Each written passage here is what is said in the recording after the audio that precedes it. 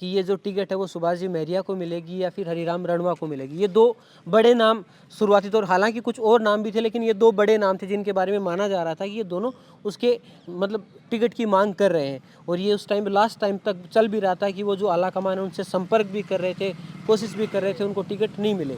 लेकिन टिकट तो खैर एक को मिलनी थी और वो सुभाष जी महरिया को मिली।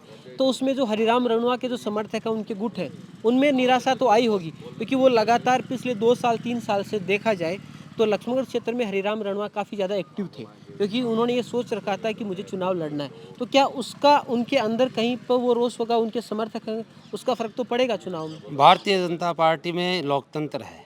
हर आदमी को टिकट मांगने का अधिकार है और सब टिकट मांगते हैं। जो टिकट आकांक्षी थे सब एक मंच में। राम जी रणवा बड़े लीडर हैं, हमारे किसान मोर्चा का प्रदेशाध्यक्ष रहे हैं, यूआईटी चेयरमैन रहे हैं, वो भी दूसरे जिलों में। राजस्थान विधानसभा चुनाव की सबसे हॉट सीट लक्ष्मणगढ़ में चुनावी कवरेज को लेकर आज हम पहुंचे हैं नरोदड़ा में, और आज हमारे साथ में है यहाँ से पंचायत समिति सदस्य अमृत कुमार जी।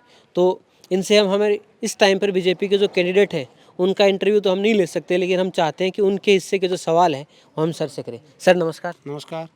सर, चुनाव के टाइम में होता है कि जो कैंडिडेट है उनसे बात की जाए, जो जनता के सवाल है वो पूछे जाए, लेकिन मैं मानता हूं कि आप यहां पर पंचायत समिति सदस्य हैं, तो उनके हिस्से के सवाल में आपसे मैं करना चाहूँगा, क्योंकि हो सकता है कि इस समय वो चुनावी रैलियों में ज़्यादा व्यस्त हो।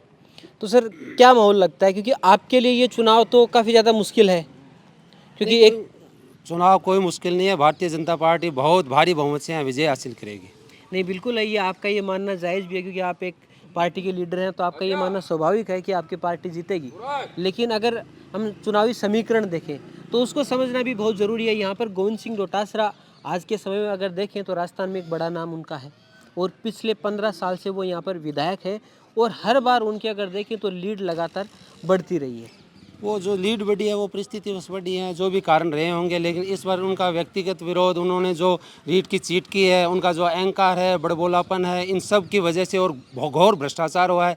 सूबे के मुखिया हैं, वो जब तत्कालीन शिक्षा मंत्री थे तब भरी सभा में सम्मानित शिक्षकों के सामने ये पूछते थे कि क्या ट्रांसफ़र और तबादलों में पैसे लगते हैं, तो सभी उछल उछल के एक बने दो बार ये कहा है कि हाँ पैसे लगते हैं। तो इस प्रकार से जो भ्रष्टाचार है उसका कोई गवाह की जरूरत नहीं है। जब सूबे का मुखिया ये कह रहा है कि भ्रष्टाचार हुआ है तो उस आम आदमी की उसमें कहाँ जरूरत है कहने की। जो रोड बनाई है, आगे आगे बन रही हैं, पीछे पीछे टूट रही हैं, उनमें हर जगह घोर भ्रष्टाचार।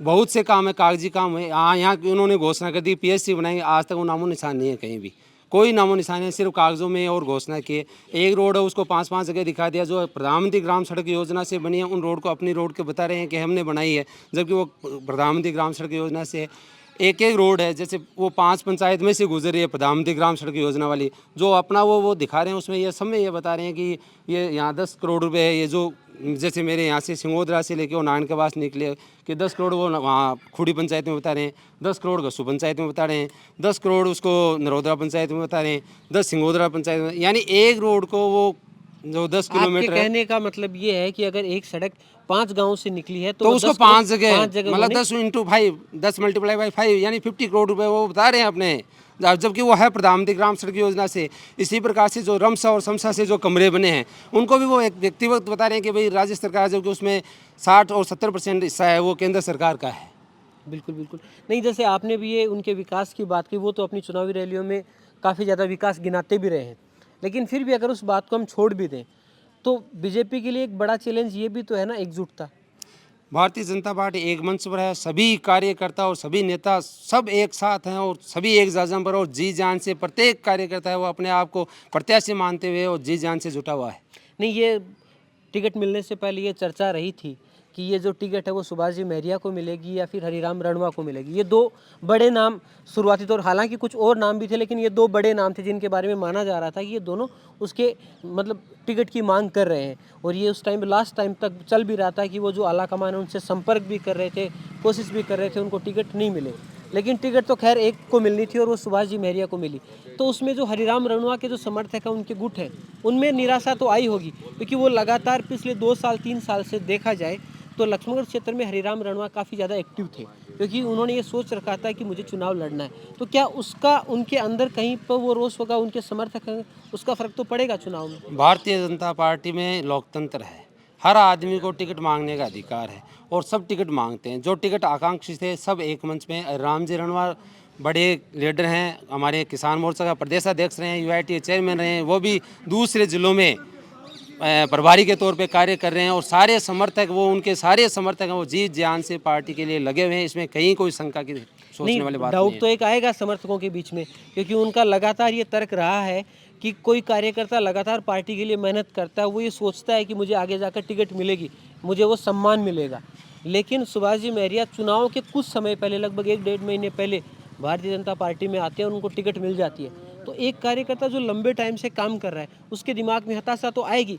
आप ऊपरी तौर पर कितना भी कर लें, लेकिन क्या नहीं, उसका इसमें फर्क कोई नहीं ऊपरी पड़ेगा? तोड़ नहीं है। पार्टी के अंदर बहुत से हैं, एक टिकट ही नहीं है। संगठन में पहले यूआईटी चेयरमैन बनाया है, किसान प्रदेशाध्यक्ष, किसान मोर्चा का प्रदेशाध्यक्ष बनाए। आगे भी बहुत सी संभावनाएं हैं जो पार्टी में मिलती रहेंगी। राम जी रणवा हमारे जी जान से उनके समर्थक और वो आत्मीयता से यहाँ से लक्ष्मण लगे हुए हैं। तो चलिए सर, आप थोड़ा सा टाइम आपने हमारे लिए निकाला, उसके लिए धन्यवाद। बहुत बहुत धन्यवाद।